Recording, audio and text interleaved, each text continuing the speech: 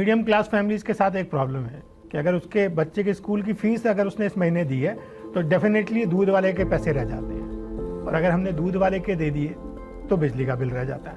अब ऐसे में आप आते हो और आप उससे सपनों की बात करते हो। एक व्यक्ति जब हमारी टीम में आता है जी, उसकी शुरुआत तो हमें ड्रीम से करवानी चाहिए, लेकिन वो बहुत बार करता नहीं है, उतना सीरियस नहीं होता है। तो क्या सही अप्रोच है एक नए व्यक्ति के ड्रीम बनवाने के लिए? इसमें सर दो चीज़ें हैं।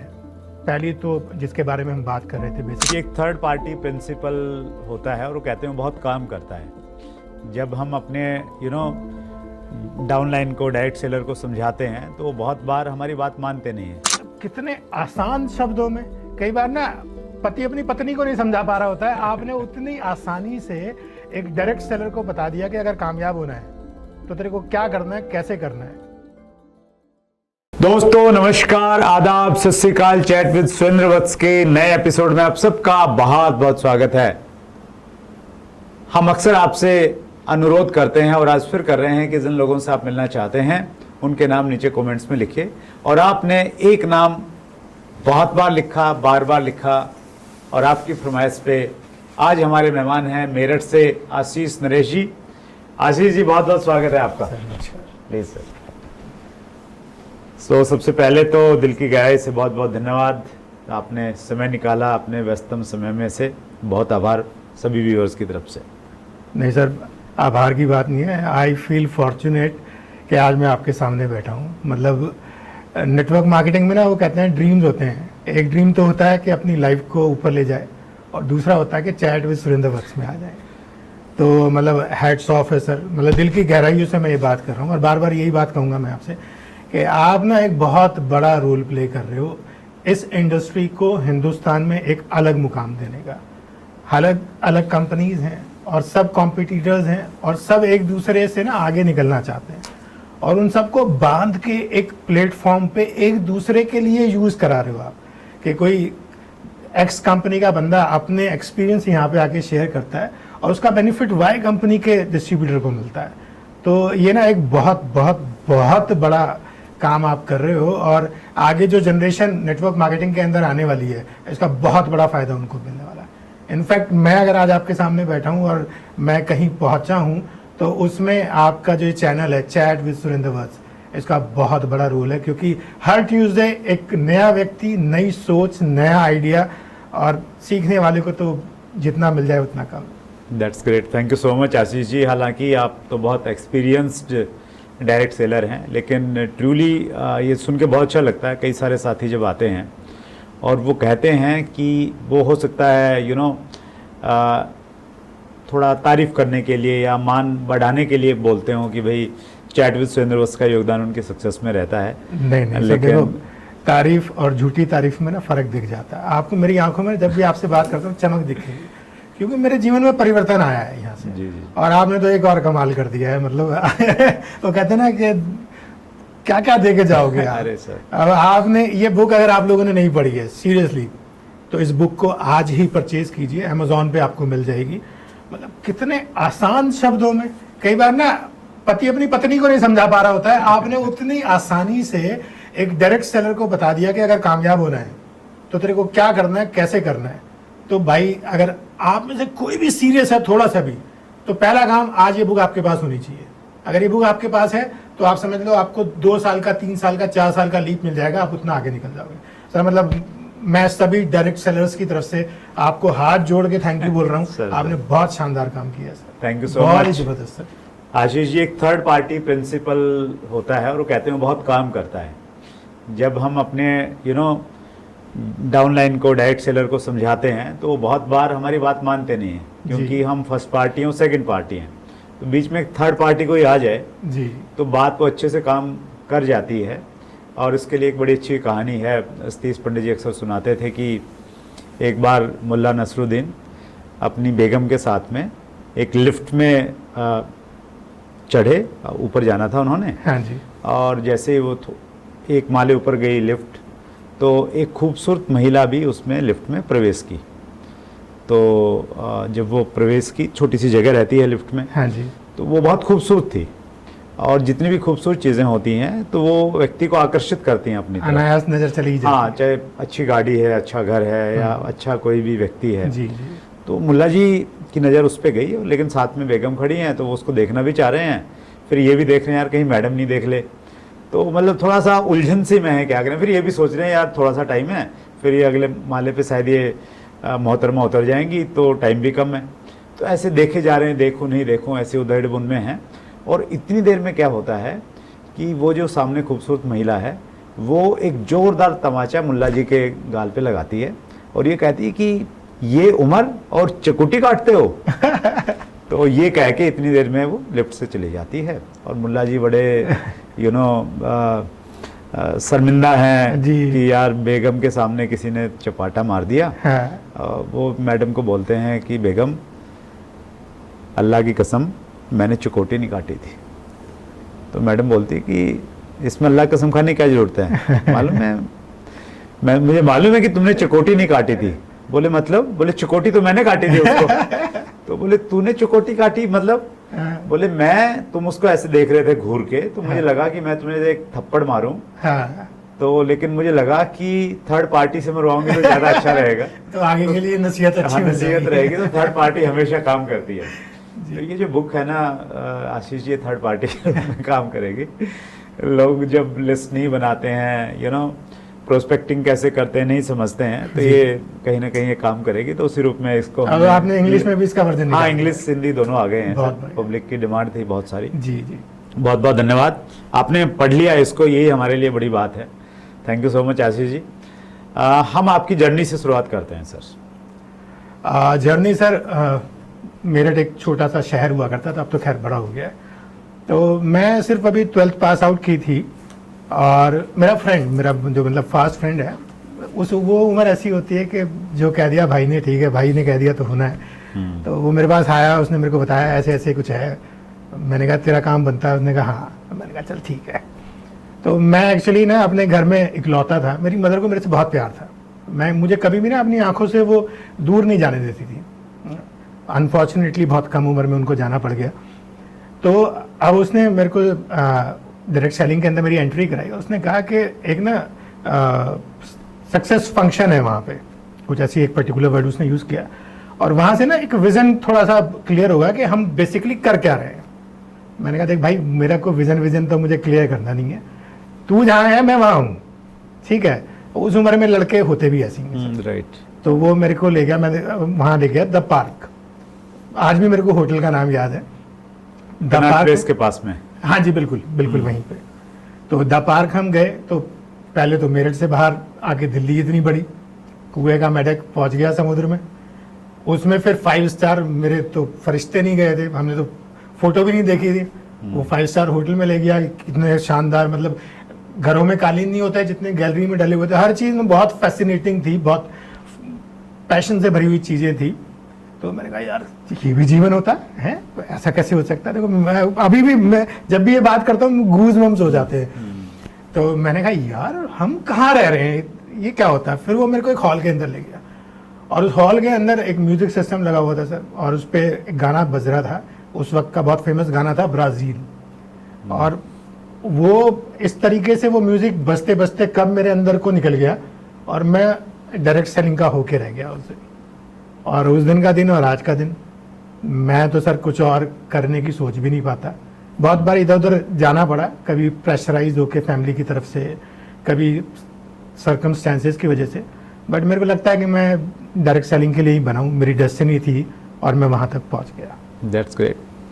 1998, आज हम 2024 में हैं। 26 साल का अनुभवी व्यक्ति हमारे सामने है और दैट्स ग्रेट आशीष जी, बहुत कुछ सीखने को मिलेगा व्यूवर्स को।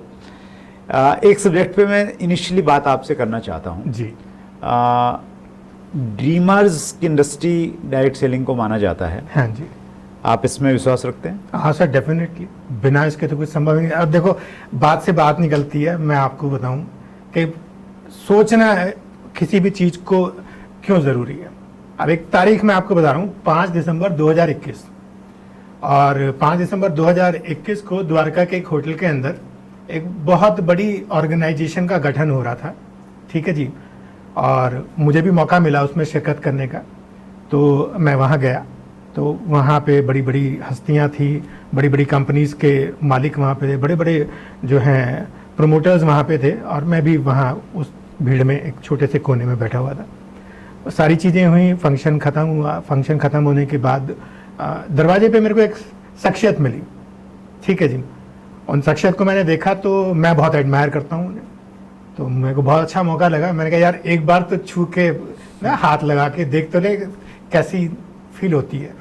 तो मैं उनके पास गया और बहुत ही हम्बल पर्सनैलिटी थी वो, उन्होंने मेरे से हाथ मिला भी लिया।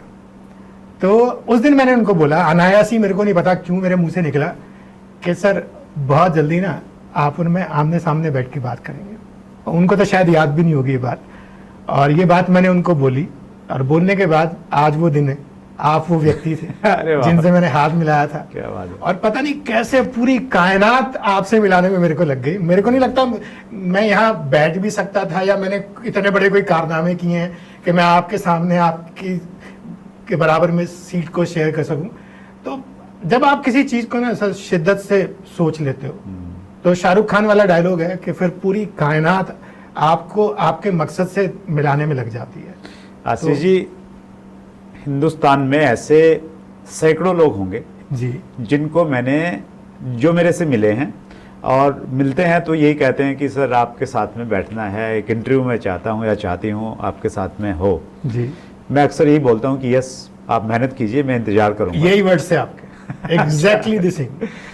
तो बहुत सारे लोग शायद उस भावना के साथ में शायद नहीं कह पाते होंगे, और आपने शायद उस भावना के साथ में कहा, और उसके लिए फिर काम भी किया होगा सीरियसली, तो इसलिए आप यहाँ पे आ पाए हैं।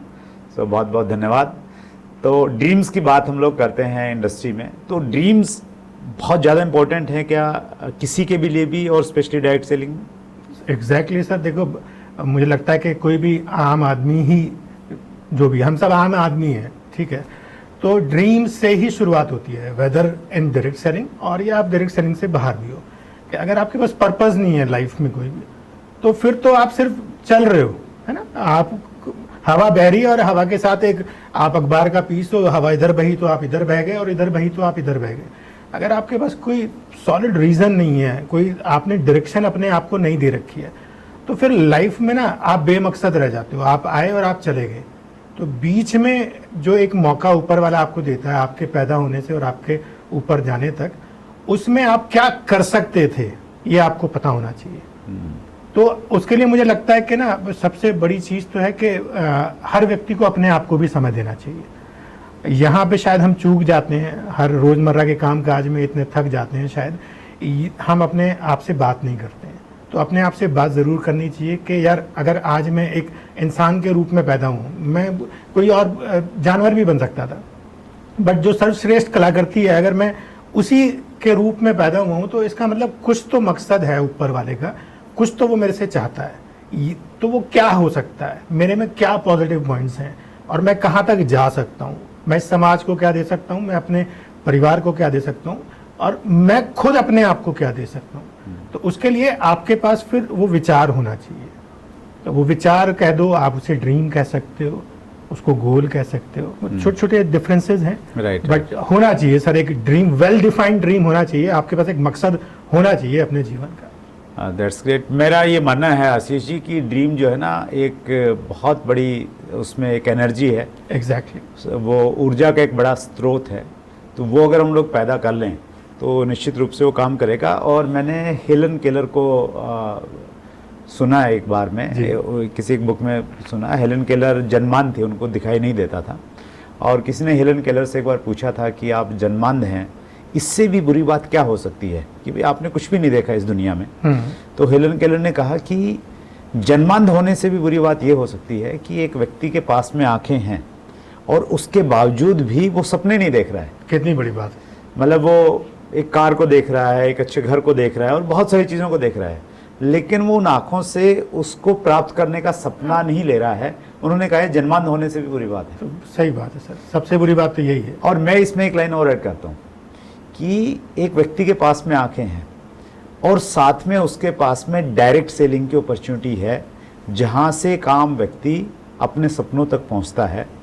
और डायरेक्ट सेलिंग के बाद भी अगर वो सपने नहीं देख रहा है तो फिर उससे अभागा व्यक्ति इस दुनिया में नहीं है। नहीं, फैक्ट बात है सर। देखो, मैं तो ये मानता हूँ कि मैं ना बहुत ही फॉर्चुनेट हूँ कि मेरा जन्म इस दौरान हुआ जब डायरेक्ट सेलिंग इंडस्ट्री का जन्म हो रहा था। मेरी आंखों के सामने हिंदुस्तान में डायरेक्ट सेलिंग ने जन्म लिया और मैं उसी के साथ बड़ा हो गया। तो ये ही एकमात्र प्लेटफॉर्म है सर जहाँ पे ना आदमी फर्श से अर्श पे पहुँच सकता है, इर्रिस्पेक्टिव कि वो गोरा है या काला है, आदमी है कि औरत है, पढ़ा लिखा है कि अनपढ़ है।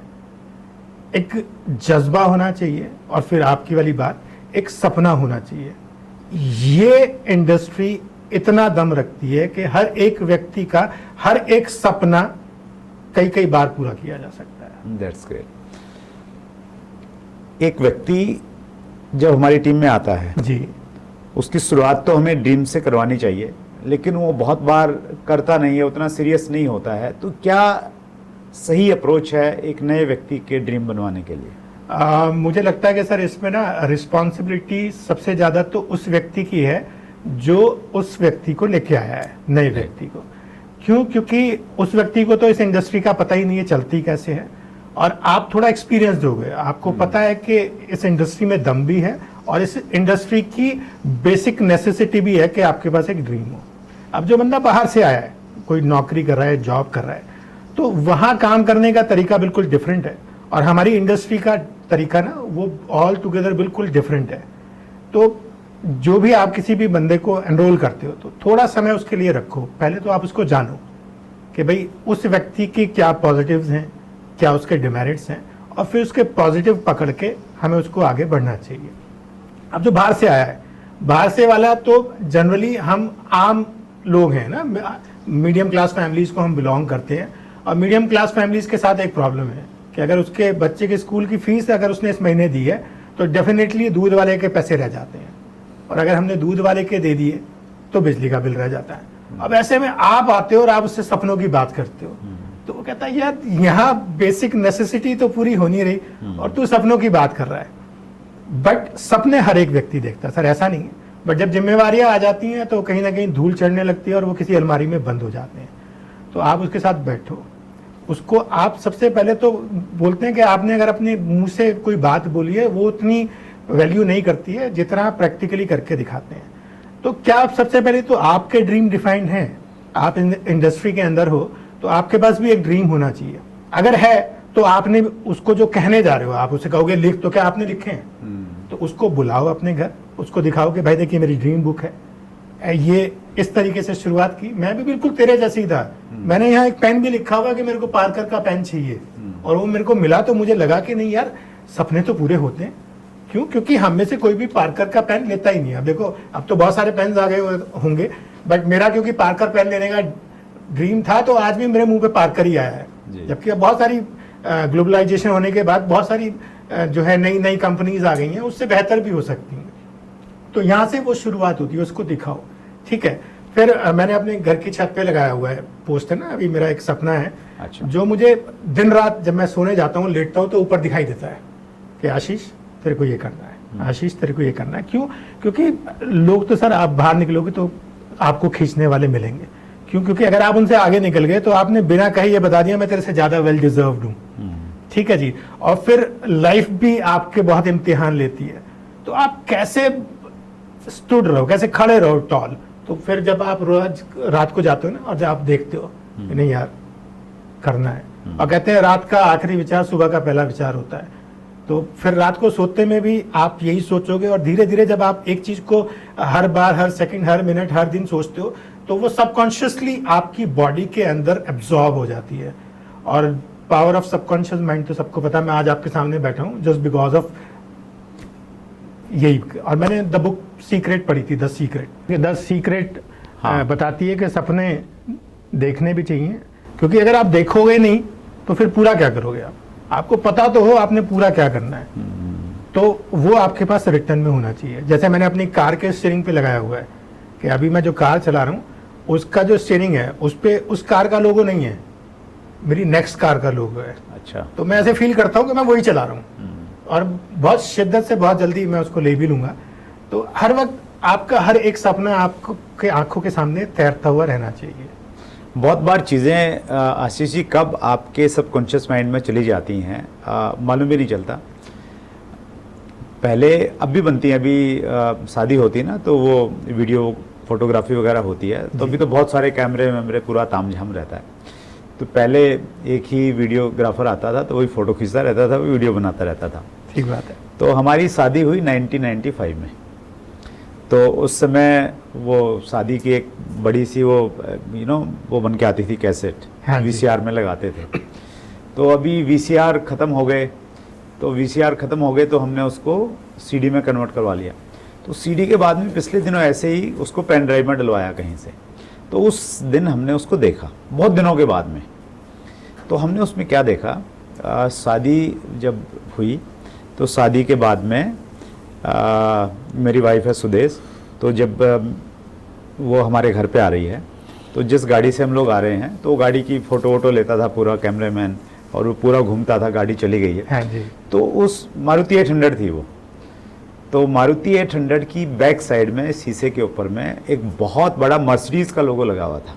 वाह। और 2010 में मैंने पहली मर्सिडीज़ ली, फिर दूसरी मर्सिडीज़ ली। तो मुझे लग रहा है कि कहीं ना कहीं वो सबकॉन्शियस माइंड में थी वो चीज़ कहीं ना कहीं। जी जी जी। और वो चीज़ें घटित होती हैं। और जो आपने सपने की बात की, सीक्रेट की बातचीत की, तो मेरा ये मानना है कि if you can visualise you can actualise.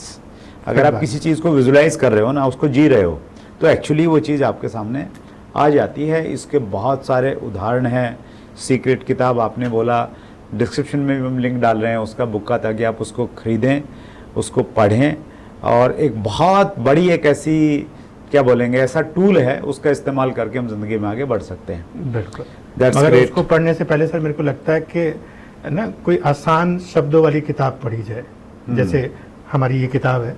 जी। ठीक, अब आप फिर कहोगे कि क्योंकि मैंने इसको पढ़ा है सर, द सीक्रेट को समझने के लिए पहले आपको ना पढ़ना is a very boring process, आदमी बैठ नहीं पाता है। तो ये आसान शब्दों में है, आपको पढ़ने में मजा आएगा, तो फिर आप नेक्स्ट बुक की तरफ जा सकते हो। तो सबसे पहले तो इसे पढ़ो, आप ना 4 साल 5 साल आगे निकल जाओगे अपने बिजनेस के अंदर। इसमें हर एक चीज कवर की है आपने सर, मतलब कितना शानदार।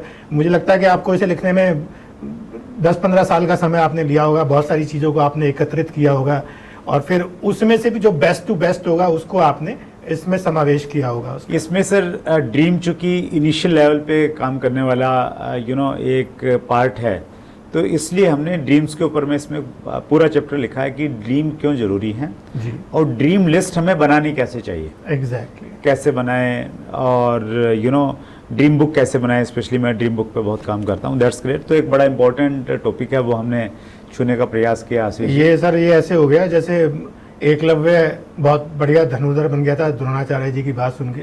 तो अब द्रोणाचार्य जी हर जगह तो जा नहीं सकते, तो उन्होंने अपने ज्ञान को आज के वक्त के अनुरूप इसमें रख दिया। तो हर एक व्यक्ति आज अर्जुन बन सकता है अगर वो बनना चाहता है। Thank you so much Ashish जी।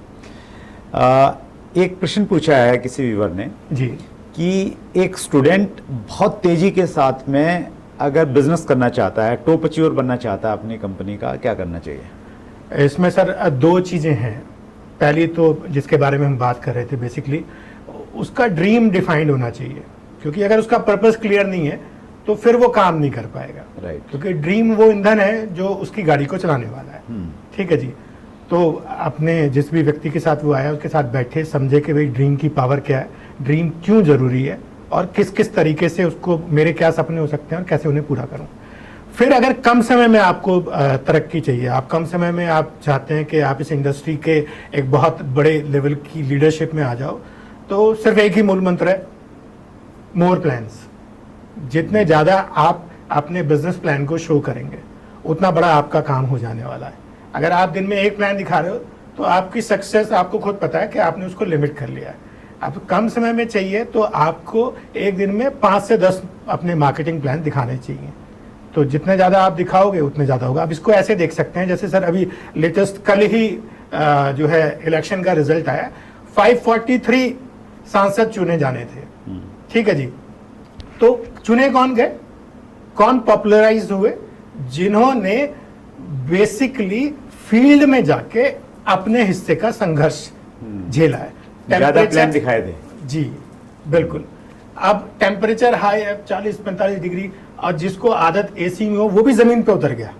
क्यों? क्योंकि पर्पस क्लियर था कि मुझे इस पर्टिकुलर लोकसभा सीट को जीतना है।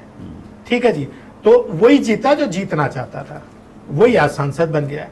तो जितने ज्यादा आप मार्केटिंग प्लान दिखाओगे, जितना ज्यादा आप काम करोगे, उतना ज्यादा आपको सक्सेस रेट मिलेगा। अब एक क्लास में सर 100 स्टूडेंट है, ठीक है जी, 10% बच्चे ऐसे होते हैं जिनके मार्क्स 80s में आते हैं, 5% ऐसे हैं जो 95% से ऊपर आते हैं, 85% कैसे हैं जो ऑन एवरेज हैं।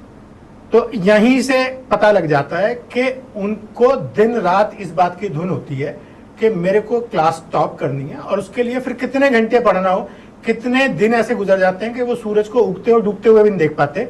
जब ISPCS बनते हैं तो मैंने बहुत सारे लोगों की जो है ऑटोबायोग्राफी सुनी, पढ़ी, तो उनको पता ही नहीं लगता कि एक हफ्ता बीत गया, 2 हफ्ते बीत गए। वो उसी कमरे में अपने आप को बंद करके 24 घंटे सिर्फ पढ़ते हैं, और फिर वो एक बैरियर अपना क्रॉस कर जाते हैं। तो जो भी स्टूडेंट है, जो भी कम समय में तरक्की करना चाहता है, तो वो उसी के हाथ में है। उसी के हाथ में वो कितना सीखता है और उसको अमल में लाके कितना ज्यादा काम करता है। That's great. तो बिल्कुल मिलेगी सर। और आपकी भी वैसी कहानी रही होगी आशीष जी। मुझे अच्छे से याद है, जब मैं डायरेक्ट सेलिंग में आया, जी मैं 30 दिन में 28 दिन घर से बाहर रह के काम करता था, जी, और पैसा नहीं था, उसके बावजूद भी मैनेज करनी पड़ती थी चीज़ों। ट्रेनों में 24-36 घंटे का सफ़र, जनरल कंपार्टमेंट में हम लोग ट्रैवल करते थे। तो वो पागलपन भी चाहिए कहीं ना कहीं, तभी जाके बड़ी सफलताएं तभी मिलती हैं। Definitely sir. जब तक आपने ट्रेन के अंदर टॉयलेट के बराबर में चद्दर बिछा के नहीं सोए हो, अब खैर पुराना हो गया, अब तो तरीके बदल गए हैं, सोशल मीडिया आ गया, तो सोशल मीडिया के बाद आसान हो गया। बट हमारे टाइम में अगर आप ट्रेन में टॉयलेट के बराबर में नहीं सोए हो तो आपने नेटवर्क मार्केटिंग नहीं की। आपने कार ले ली और कार की सीट गिरा के उस पर चद्दर बिछा के नहीं सोए हो रात को सड़क पे किसी ढाबे के बाद, तो आपने नेटवर्क मार्केटिंग नहीं की। क्या अब बात तो है। बहुत आसान हो गया है ये सर। पैमाने रहते थे पहले चेक करने की गंभीरता कितनी है। जी, That's जी, great। जी। आपने बहुत अच्छे से जिया है आशीष जी। आपके पास में 26 सालों का बड़ा तजर्बा है, उसको हमने 26 मिनट में समेटने का प्रयास किया। आप मेरठ से हैं, पड़ोसी हैं, तो फिर कभी पकड़ेंगे आपको और जी। आपका जो ज्ञान है वो लोगों तक पहुंचाएंगे। Definitely। एक बार फिर सभी व्यूवर्स की तरफ से दिल की गहराई से बहुत बहुत धन्यवाद। Thank you sir, thank you so much. Thank you. So ये थे आशीष नरेश जी, मेरठ से हमारे बीच में पधारे। ड्रीम के बारे में बहुत सारी बातें की, ड्रीम को पूरे कैसे करना है, उसके लिए रोड मैप क्या होना चाहिए। अगले एपिसोड में एक बड़ी शख्सियत से मुलाकात करेंगे। बहुत बहुत धन्यवाद, अपना ख्याल रखिएगा।